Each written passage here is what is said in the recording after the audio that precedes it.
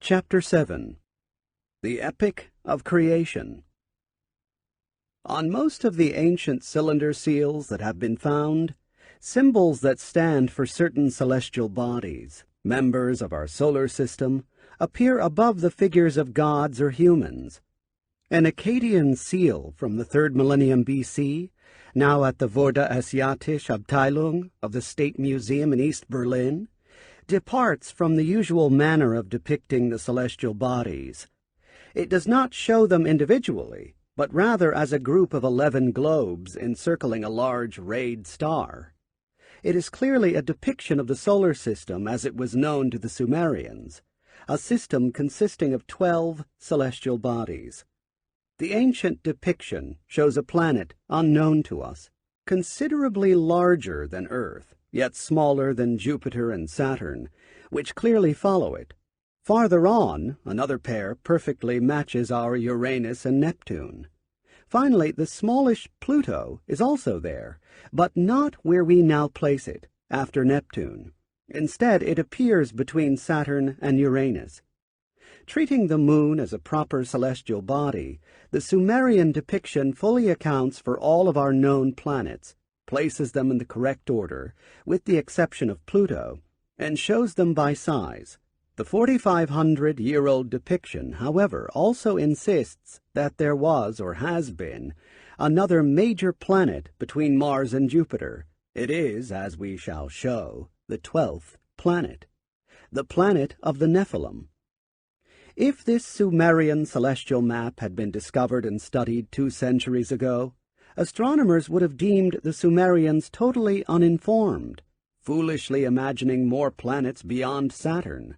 Now, however, we know that Uranus and Neptune and Pluto are really there. Did the Sumerians imagine the other discrepancies? Or were they properly informed by the Nephilim that the moon was a member of the solar system in its own right? Pluto was located near Saturn, and there was a 12th planet between Mars and Jupiter. The long-held theory that the moon was nothing more than a frozen golf ball was not discarded until the successful conclusion of several U.S. Apollo moon missions. The best guesses were that the moon was a chunk of matter that had separated from Earth, when Earth was still molten and plastic. Were it not for the impact of millions of meteorites which left craters on the face of the moon, it would have been a faceless, lifeless, historyless piece of matter that solidified and forever follows Earth. Observations made by unmanned satellites, however, began to bring such long-held beliefs into question. It was determined that the chemical and mineral makeup of the moon was sufficiently different from that of Earth to challenge the breakaway theory. The experiments conducted on the moon by the American astronauts and the study and analysis of the soil and rock samples they brought back have established beyond doubt that the moon, though presently barren, was once a living planet. Like Earth, it is layered, which means that it solidified from its own original molten stage. Like Earth, it generated heat. But whereas Earth's heat comes from its radioactive materials, cooked inside Earth under tremendous pressure, the moon's heat comes, apparently, from layers of radioactive materials lying very near the surface. These materials, however, are too heavy to have floated up. What then deposited them near the moon's surface? The moon's gravity field appears to be erratic, as though huge chunks of heavy matter, such as iron, had not evenly sunk to its core, but were scattered about. By what process or force, we might ask? There is evidence that the ancient rocks of the moon were magnetized, but there is also evidence that the magnetic fields were changed or reversed. Was it by some unknown internal process, or by an undetermined outside influence? The Apollo 16 astronauts found on the moon rocks, called breccias, that result from the scattering of solid rock and its re-welding together by extreme and sudden heat. When and how were these rocks shattered, then refused? Other surface materials on the moon are rich in rare radioactive potassium and phosphorus, materials that on Earth are deep down inside. Putting such findings together, scientists are now certain that the Moon and Earth, formed of roughly the same elements at about the same time, evolved as separate celestial bodies. In the opinion of the scientists of the U.S. National Aeronautics and Space Administration, NASA, the Moon evolved normally for its first 500 million years. Then, they said, the most cataclysmic period came 4 billion years ago, when celestial bodies the size of large cities and small countries came crashing into the Moon and formed its huge basins and towering mountains. The huge amounts of radioactive materials left by the collisions began heating the rock beneath the surface, melting massive amounts of it, and forcing seas of lava through cracks in the surface. Apollo 15 found a rock slide in the crater Chilovsky, 6 times greater than any rock slide on Earth. Apollo 16 discovered that the collision that created the Sea of Nectar deposited debris as much as 1,000 miles away.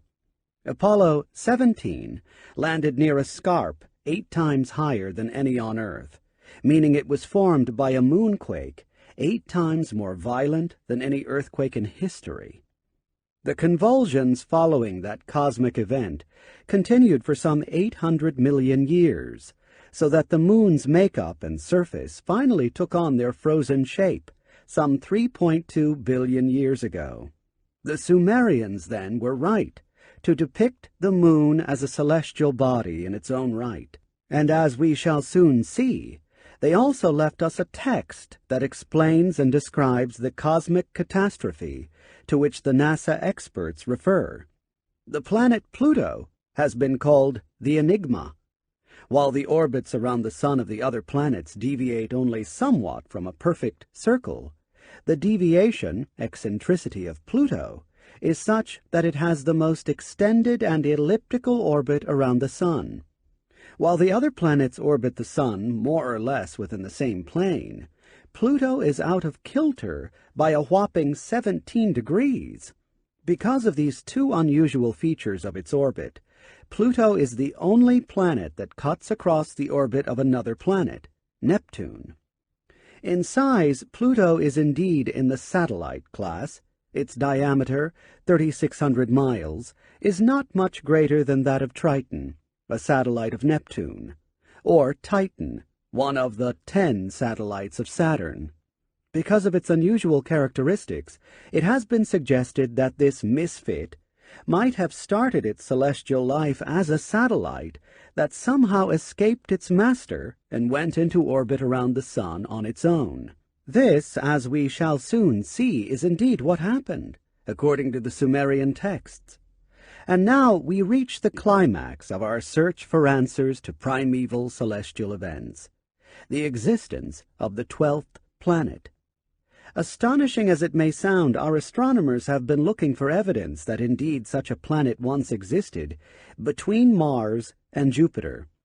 Toward the end of the 18th century, even before Neptune had been discovered, several astronomers demonstrated that the planets were placed at certain distances from the Sun, according to some definite law.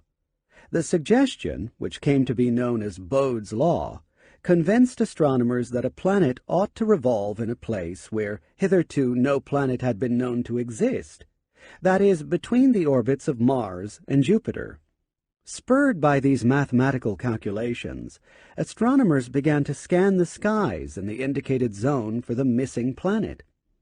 On the first day of the 19th century, the Italian astronomer Giuseppe Piazzi discovered at the exact indicated distance a very small planet, 485 miles across, which he named Ceres.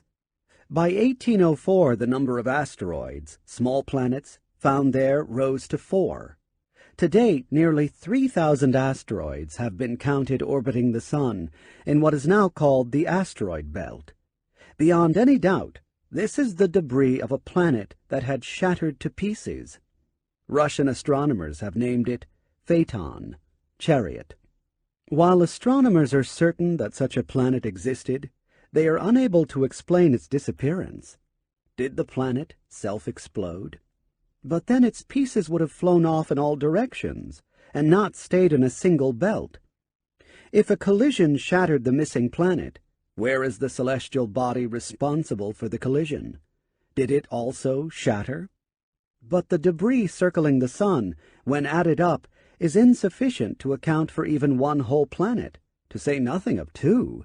Also, if the asteroids comprised the debris of two planets, they should have retained the axial revolution of two planets. But all the asteroids have a single axial rotation, indicating they come from a single celestial body. How then was the missing planet shattered, and what shattered it? The answers to these puzzles have been handed down to us from antiquity. About a century ago, the decipherment of the texts found in Mesopotamia unexpectedly grew into a realization that there, in Mesopotamia, texts existed that not only paralleled, but also preceded portions of the Holy Scriptures. Die Keilschriften und das Alte Testament by Eberhard Schrader in 1872 started an avalanche of books, articles, lectures, and debates that lasted half a century.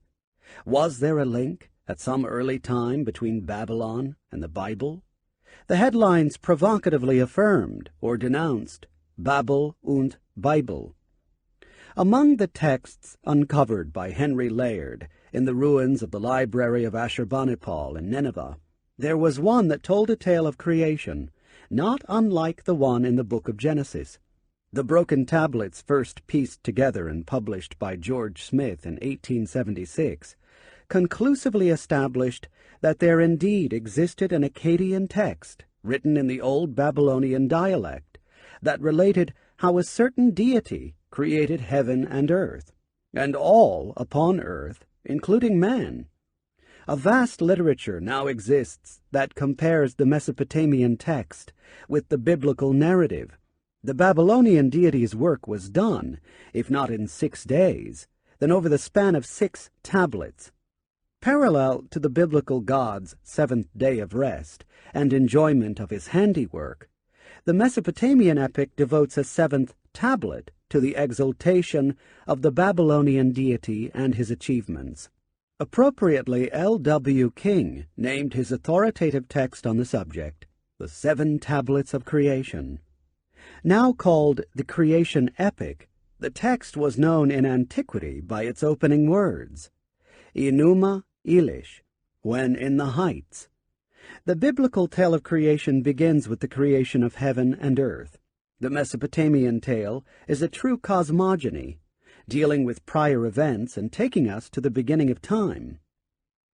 Imuna Elish Lanabu Shamamu, when in the heights heaven had not been named, Shaplitu Amatum Shuma La Zakrat, and below firm ground, earth, had not been called.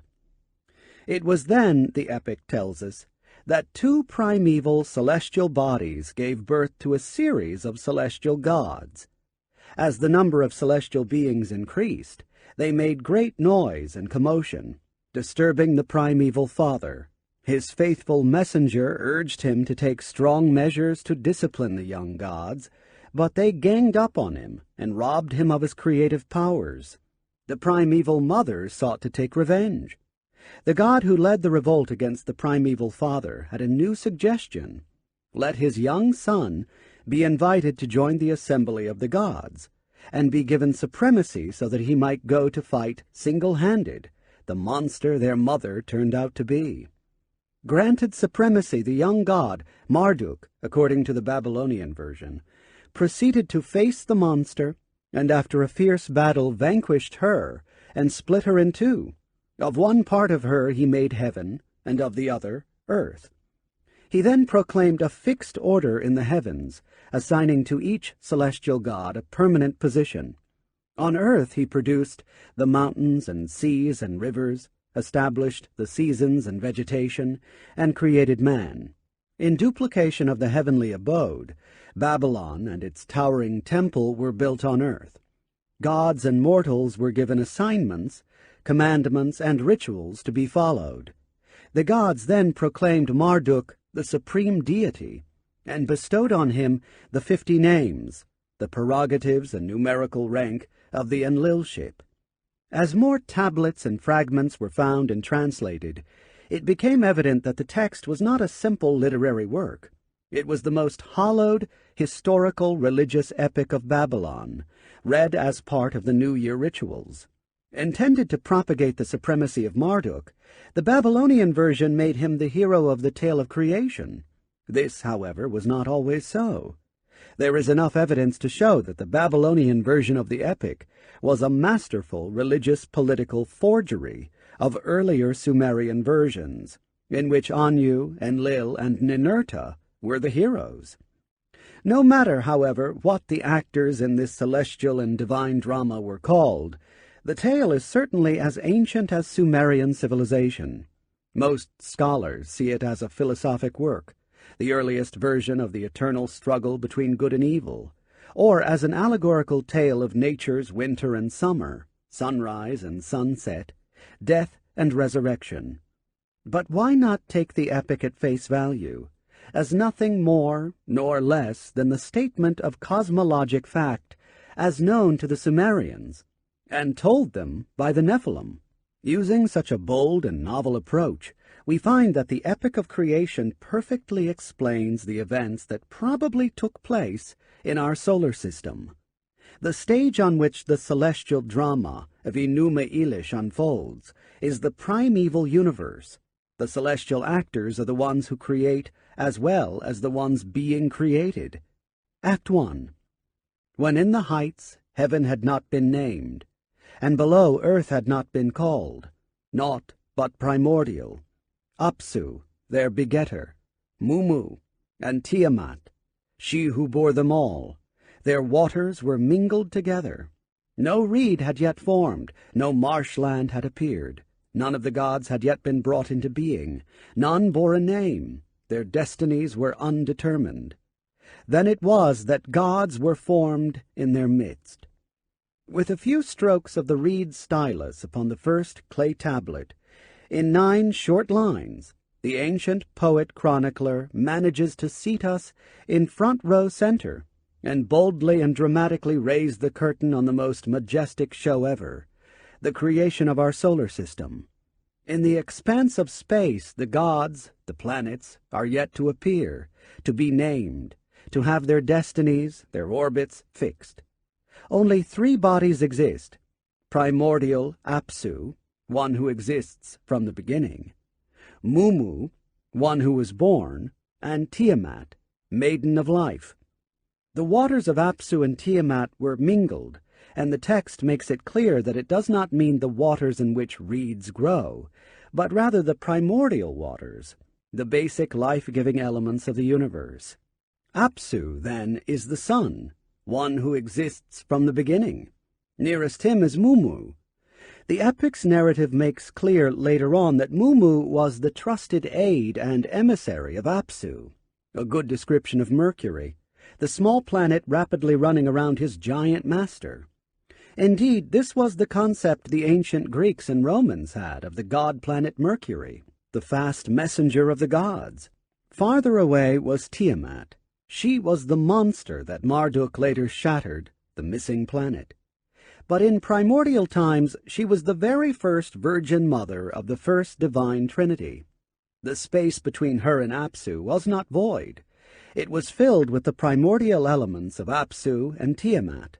These waters commingled, and a pair of celestial gods, planets, were formed in the space between Apsu and Tiamat. Their waters were mingled together. Gods were formed in their midst. God Lamu and God Lahamu were brought forth. By name they were called. Etymologically, the names of these 2 planets stem from the root Lahum, to make war. The ancients bequeathed to us the tradition that Mars was the god of war, and Venus the goddess of both love and war.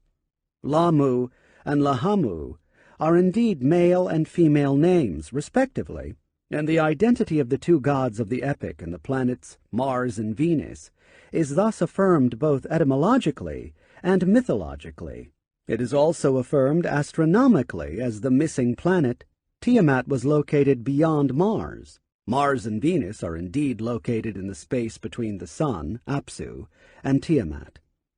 The process of the formation of the solar system then went on. Lamu and Lahamu, Mars and Venus, were brought forth, but even before they had grown in age and in stature to an anointed size, god Anshar and god Kishar were formed, surpassing them in size. As lengthened the days and multiplied the years, god Anu became their son, and his ancestors a rival. Then Anshar's firstborn, Anu, as his equal, and in his image begot Nidimud. With a terseness matched only by the narrative's precision, Act 1 of the Epic of Creation has been swiftly played out before our very eyes. We are informed that Mars and Venus were to grow only to a limited size, but even before their formation was complete, another pair of planets was formed. The two were majestic planets, as evidenced by their names: Anshar, prince, foremost of the heavens, and Kishar, foremost of the firm lands. They overtook in size the first pair, surpassing them in stature.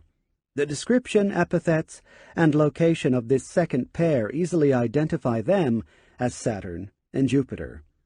Some time then passed, multiplied the years, and a third pair of planets was brought forth. First came Anu, smaller than Anshar and Kishar, their son, but larger than the first planets, of his ancestors a rival in size. Then Anu in turn begot a twin planet, his equal and in his image. The Babylonian version names the planet Nidimud, an epithet of Ea, Enki. Once again, the descriptions of the sizes and locations fit the next known pair of planets in our solar system, Uranus and Neptune. There was yet another planet to be accounted for among these outer planets, the one we call Pluto. The Epic of Creation has already referred to Anu as Anshar's firstborn, implying that there was yet another planetary god born to Anshar, Saturn.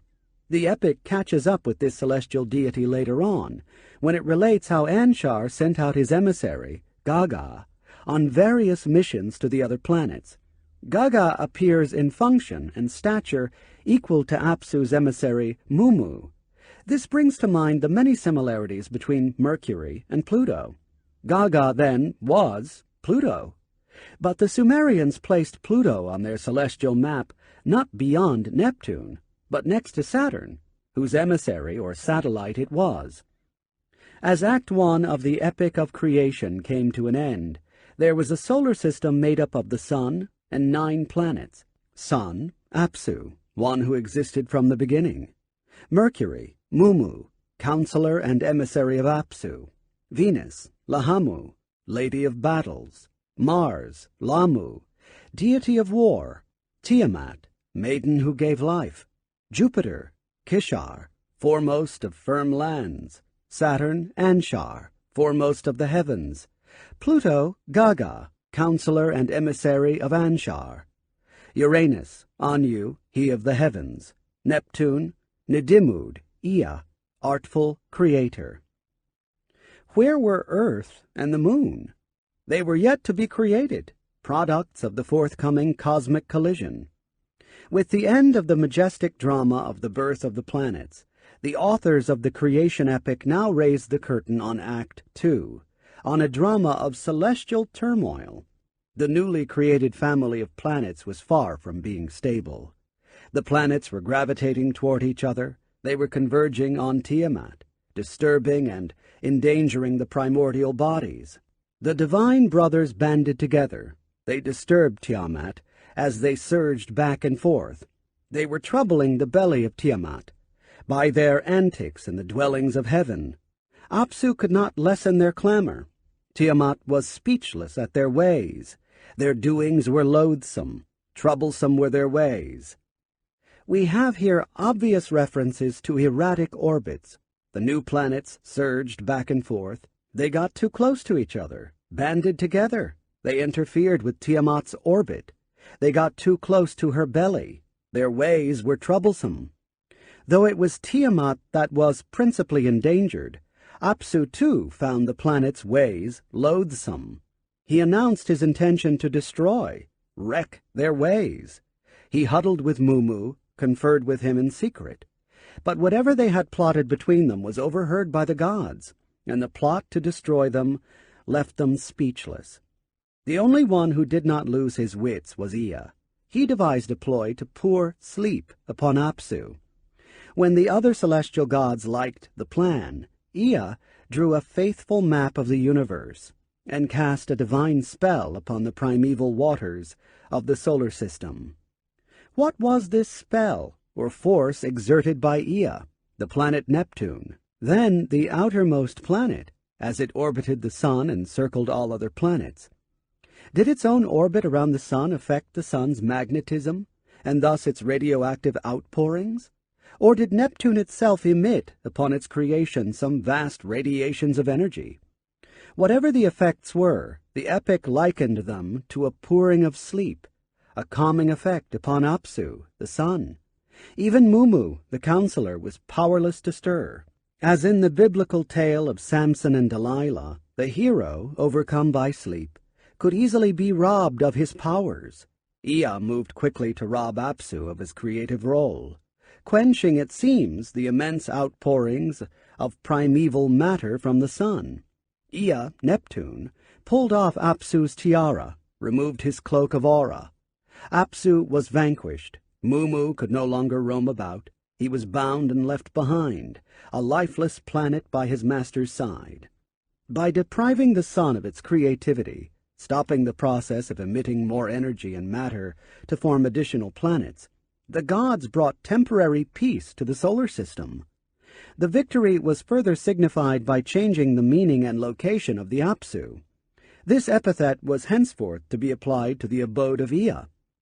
Any additional planets could henceforth come only from the new Apsu, from the deep, the far reaches of space that the outermost planet faced.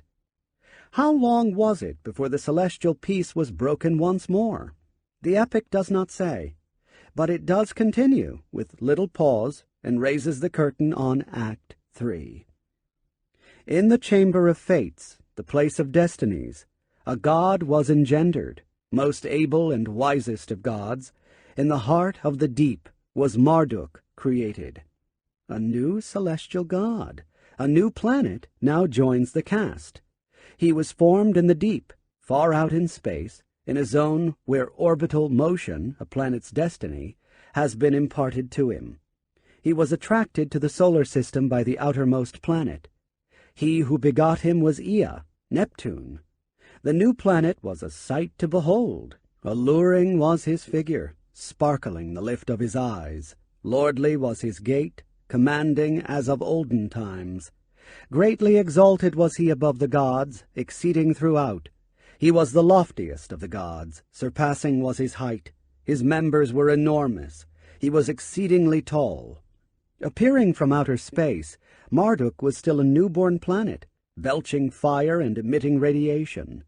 When he moved his lips, fire blazed forth. As Marduk neared the other planets, they heaped upon him their awesome flashes, and he shone brightly, clothed with the halo of 10 gods. His approach thus stirred up electrical and other emissions from the other members of the solar system. And a single word here confirms our decipherment of the creation epic. 10 celestial bodies awaited him, the sun, and only 9 other planets. The epic's narrative now takes us along Marduk's speeding course. He first passes by the planet that begot him, that pulled him into the solar system, the planet Ea, Neptune. As Marduk nears Neptune, the latter's gravitational pull on the newcomer grows in intensity. It rounds out Marduk's path, making it good for its purpose. Marduk must still have been in a very plastic stage at that time. As he passed by Ea, Neptune, the gravitational pull caused the side of Marduk to bulge, as though he had a second head. No part of Marduk, however, was torn off at this passage. But as Marduk reached the vicinity of Anu, Uranus, chunks of matter began to tear away from him, resulting in the formation of 4 satellites of Marduk. Anu brought forth and fashioned the 4 sides, consigned their power to the leader of the host. Called winds, The four were thrust into a fast orbit around Marduk, swirling as a whirlwind. The order of passage, first by Neptune, then by Uranus, indicates that Marduk was coming into the solar system not in the system's orbital direction, counterclockwise, but from the opposite direction, moving clockwise. Moving on, the oncoming planet was soon seized by the immense gravitational and magnetic forces of the giant Anshar, Saturn, then Kishar, Jupiter. His path was bent even more inward into the center of the solar system, toward Tiamat. The approach of Marduk soon began to disturb Tiamat and the inner planets, Mars, Venus, Mercury. He produced streams, disturbed Tiamat. The gods were not at rest, carried as in a storm.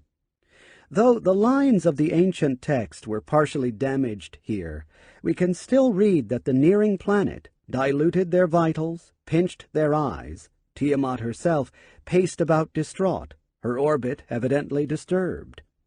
The gravitational pull of the large approaching planet soon began to tear away parts of Tiamat.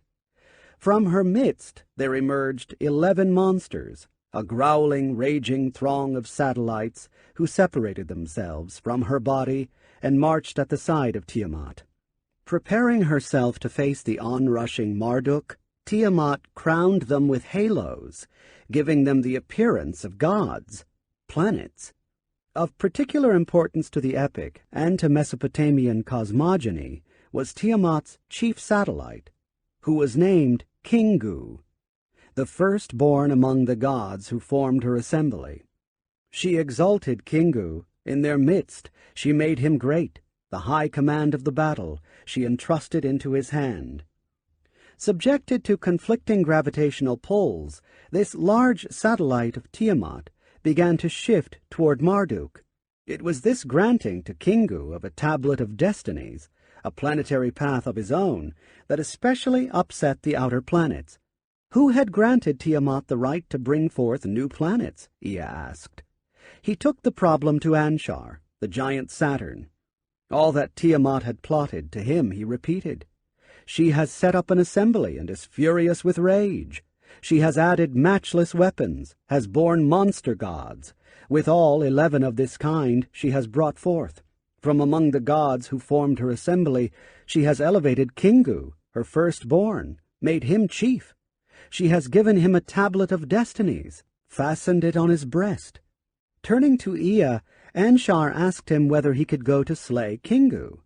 The reply is lost, due to a break in the tablets, but apparently Ea did not satisfy Anshar, for the continuing narrative has Anshar turning to Anu, Uranus, to find out whether he could go and stand up to Tiamat. But Anu was unable to face her, and turned back. In the agitated heavens, a confrontation builds. One god after another steps aside.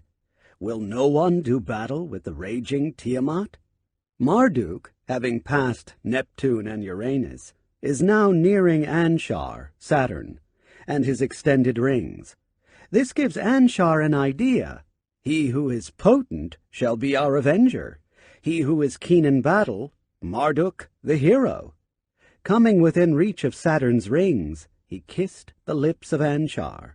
Marduk answers, If I indeed, as your avenger, am to vanquish Tiamat, save your lives, convene an assembly to proclaim my destiny supreme.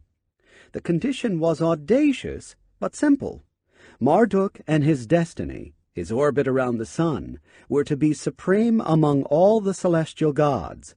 It was then that Gaga, Anshar, Saturn's satellite, and the future Pluto, was loosened from his course. Anshar opened his mouth. To Gaga, his counselor, a word he addressed. Be on thy way, Gaga. Take the stand before the gods, and that which I shall tell thee, repeat thou unto them. Passing by the other god planets, Gaga urged them to fix your decrees for Marduk. The decision was as anticipated. The gods were only too eager to have someone else go to settle the score for them. Marduk is king, they shouted, and urged him to lose no more time. Go and cut off the life of Tiamat. The curtain now rises on Act 4, the celestial battle. The gods have decreed Marduk's destiny. Their combined gravitational pull has now determined Marduk's orbital path, so that he can go but one way, toward a battle, a collision with Tiamat. As befits a warrior, Marduk armed himself with a variety of weapons. He filled his body with a blazing flame.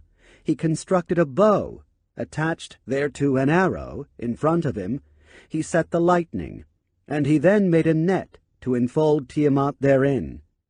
These are common names for what could only have been celestial phenomena: the discharge of electrical bolts as the two planets converged, the gravitational pull, a net of one upon the other. But Marduk's chief weapons were his satellites, the four winds with which Uranus had provided him when Marduk passed by that planet: south wind, north wind, east wind, west wind. Passing now by the giants, Saturn and Jupiter, and subjected to their tremendous gravitational pull, Marduk brought forth 3 more satellites: evil wind, whirlwind, and matchless wind.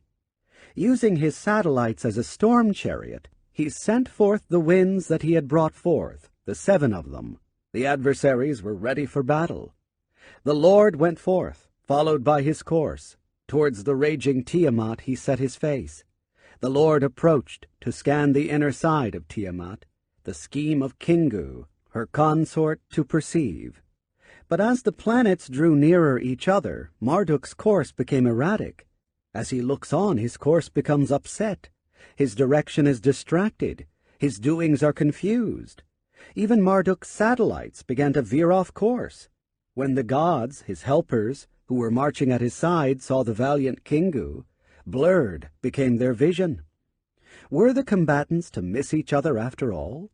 But the die was cast, the courses irrevocably set on collision. Tiamat emitted a roar. The Lord raised the flooding storm, his mighty weapon. As Marduk came even closer, Tiamat's fury grew. The roots of her legs shook back and forth. She commenced to cast spells against Marduk, the same kind of celestial waves Ea had earlier used against Apsu and Mumu. But Marduk kept coming at her.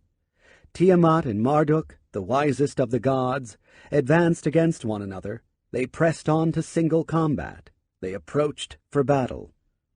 The epic now turns to the description of the celestial battle, in the aftermath of which heaven and earth were created. The Lord spread out his net to enfold her. The evil wind, the rearmost, he unleashed at her face. As she opened her mouth, Tiamat, to devour him, he drove in the evil wind, so that she closed not her lips. The fierce storm winds then charged her belly. Her body became distended. Her mouth had opened wide. He shot there through an arrow. It tore her belly. It cut through her insides, tore into her womb. Having thus subdued her, her life-breath he extinguished. Here, then, is a most original theory explaining the celestial puzzles still confronting us. An unstable solar system, made up of the Sun and 9 planets, was invaded by a large comet-like planet from outer space. It first encountered Neptune as it passed by Uranus, the giant Saturn, and Jupiter. Its course was profoundly bent inward toward the solar system's center, and it brought forth 7 satellites. It was unalterably set on a collision course with Tiamat, the next planet in line. But the 2 planets did not collide, a fact of cardinal astronomical importance. It was the satellites of Marduk that smashed into Tiamat, and not Marduk himself. They distended Tiamat's body, made in her a wide cleavage.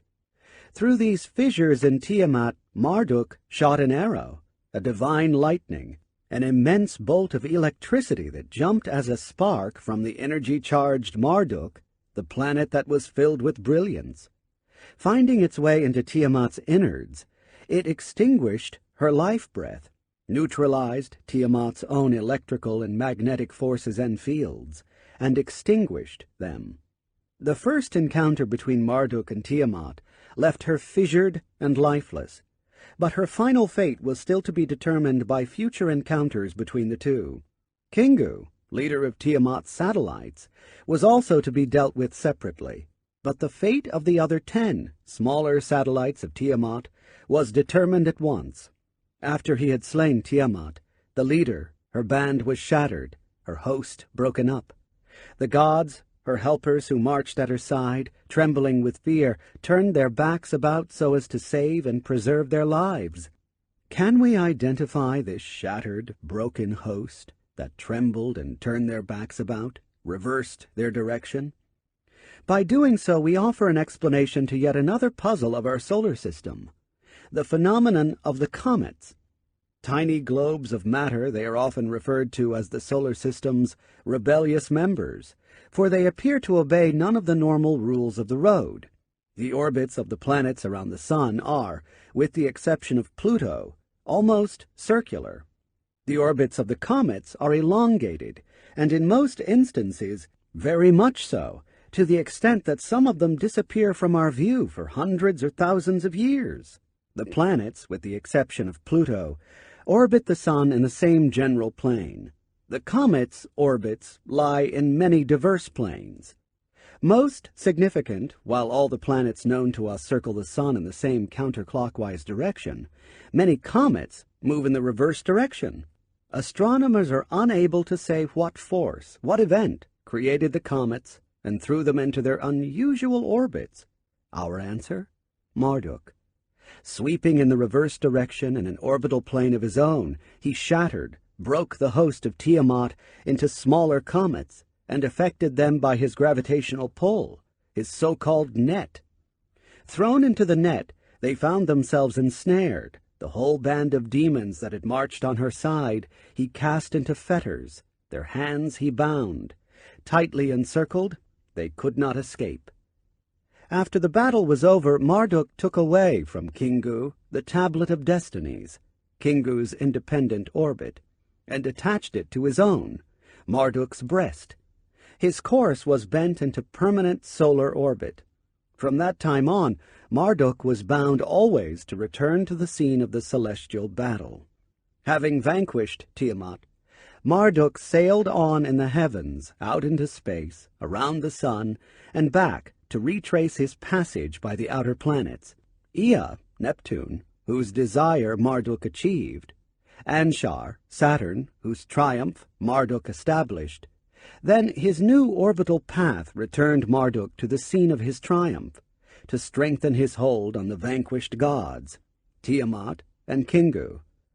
As the curtain is about to rise on Act 5, it will be here, and only here, though this has not hitherto been realized, that the biblical tale of Genesis joins the Mesopotamian epic of creation, for it is only at this point that the tale of the creation of earth and heaven really began.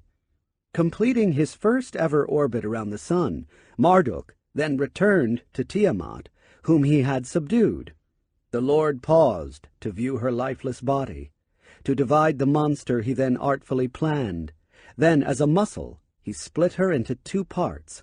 Marduk himself now hit the defeated planet, splitting Tiamat in 2, severing her skull, or upper part. Then another of Marduk's satellites, the one called North Wind, crashed into the separated half. The heavy blow carried this part, destined to become Earth, to an orbit where no planet had been orbiting before. The Lord trod upon Tiamat's hinder part. With his weapon, the connected skull, he cut loose. He severed the channels of her blood, and caused the north wind to bear it to places that have been unknown. Earth had been created. The lower part had another fate. On the second orbit, Marduk himself hit it, smashing it to pieces. The other half of her he set up as a screen for the skies. Locking them together, as watchman, he stationed them. He bent Tiamat's tail to form the great band as a bracelet. The pieces of this broken half were hammered to become a bracelet in the heavens. Acting as a screen between the inner planets and the outer planets, they were stretched out into a great band. The asteroid belt had been created. Astronomers and physicists recognized the existence of great differences between the inner, or terrestrial planets, Mercury, Venus, Earth, and its moon, and Mars, and the outer planets, Jupiter and beyond. Two groups separated by the asteroid belt. We now find, in the Sumerian epic, ancient recognition of these phenomena. Moreover, we are offered, for the first time, a coherent cosmogonic scientific explanation of the celestial events that led to the disappearance of the missing planet, and the resultant creation of the asteroid belt, plus the comets, and of Earth.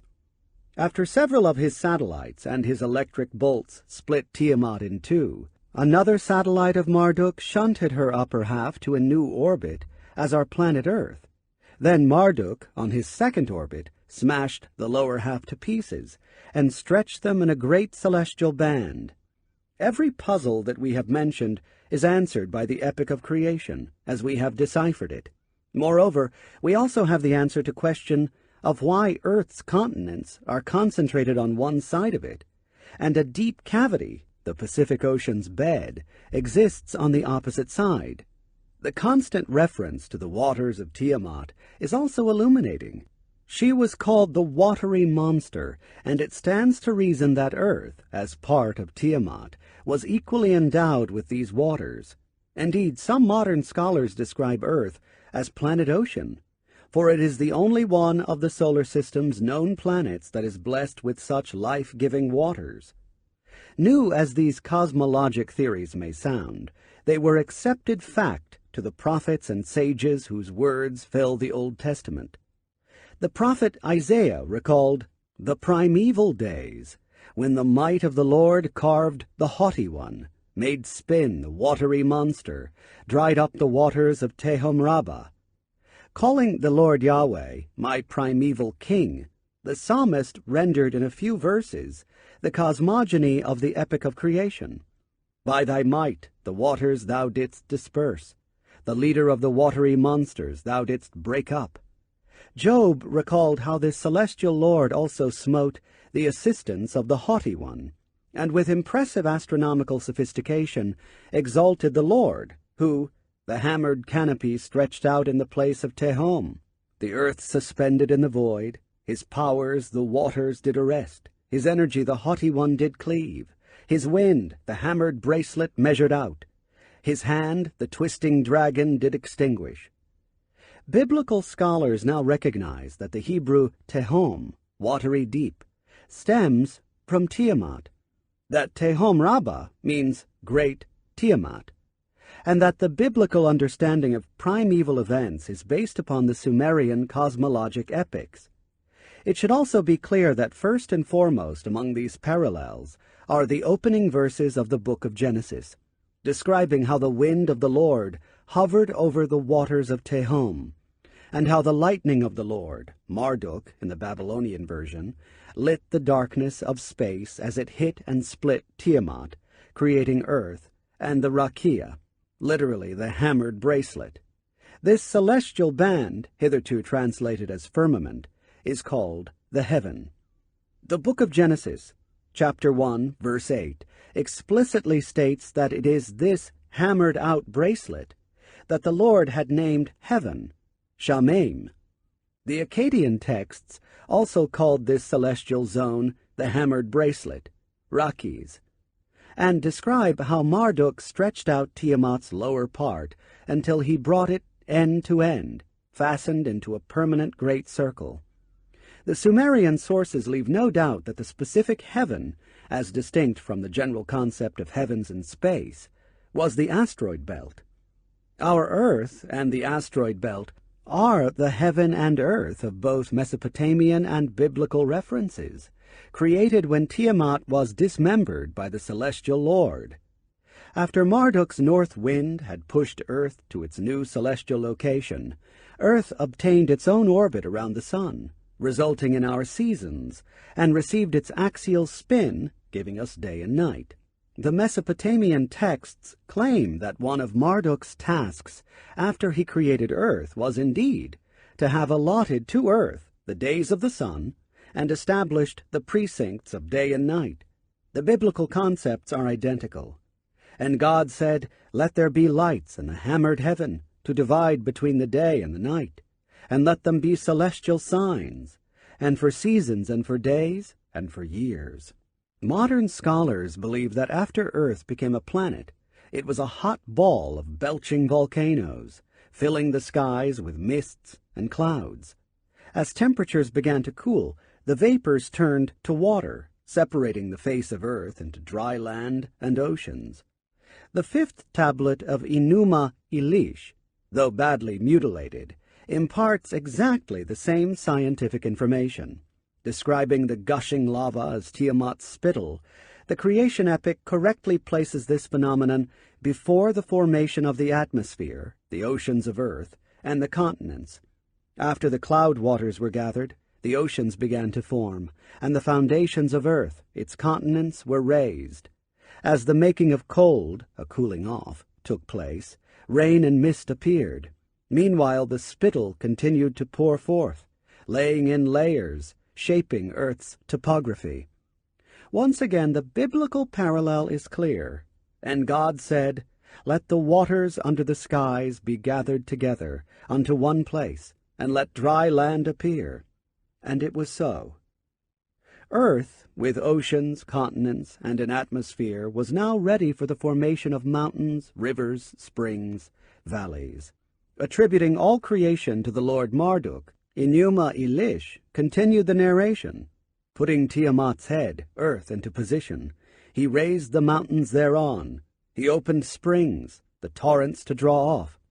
Through her eyes he released the Tigris and Euphrates.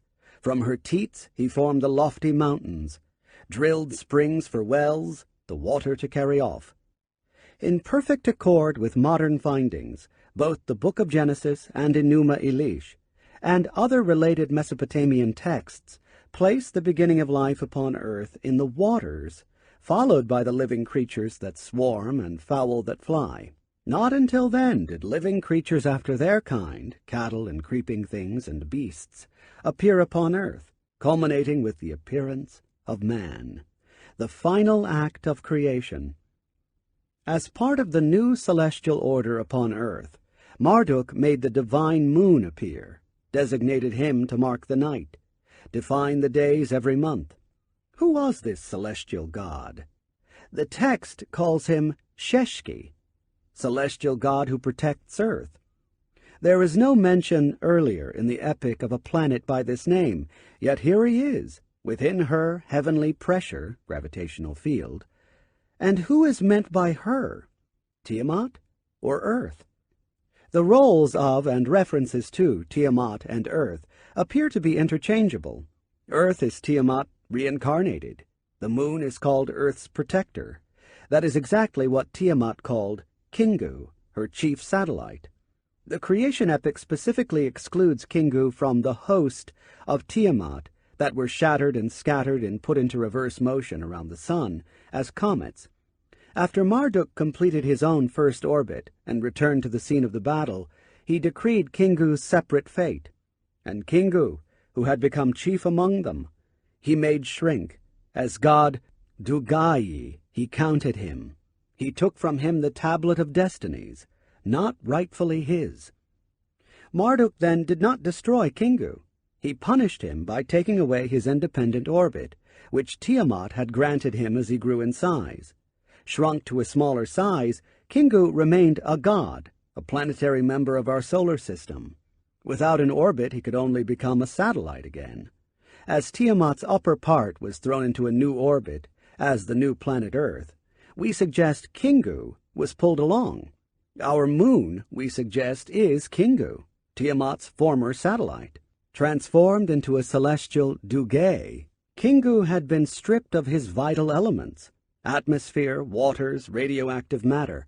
He shrank in size and became a mass of lifeless clay. These Sumerian terms fittingly describe our lifeless moon, its recently discovered history, and the fate that befell this satellite that started out as Kingu, great emissary, and ended up as Dog-Gai, pot of lead. L.W. King reported the existence of 3 fragments of an astronomical mythological tablet that presented another version of Marduk's battle with Tiamat, which included verses that dealt with the manner in which Marduk dispatched Kingu. Kingu, her spouse, with a weapon not of war he cut away, the tablets of destiny from Kingu, he took in his hand.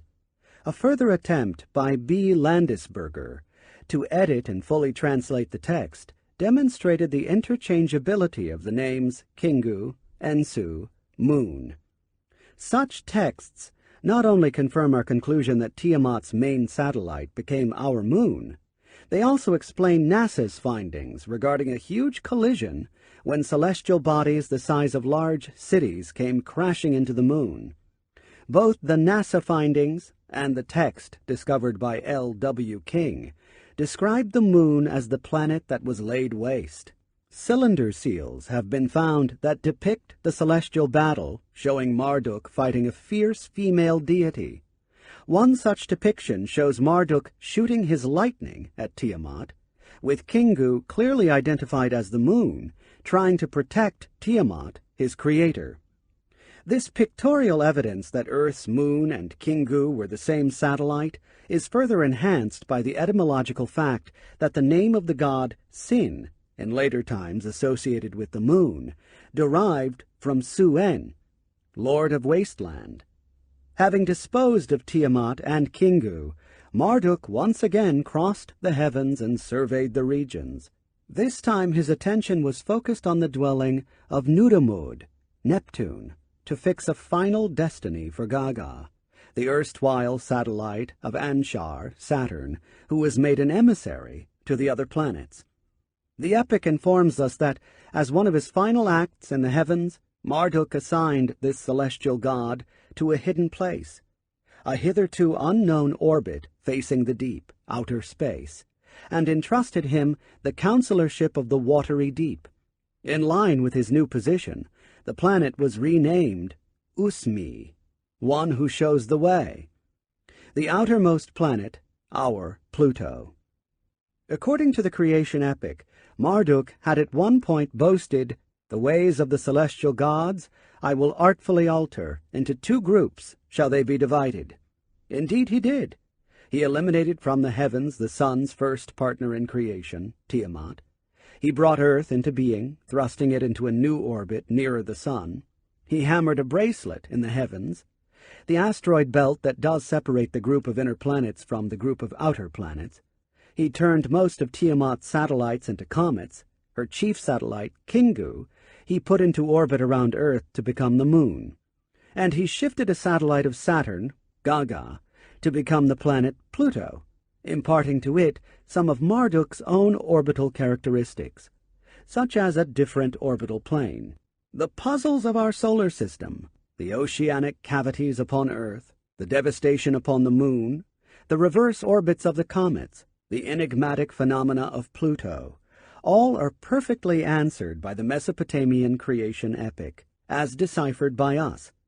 Having thus constructed the stations for the planets, Marduk took for himself station Nibiru, and crossed the heavens and surveyed the new solar system.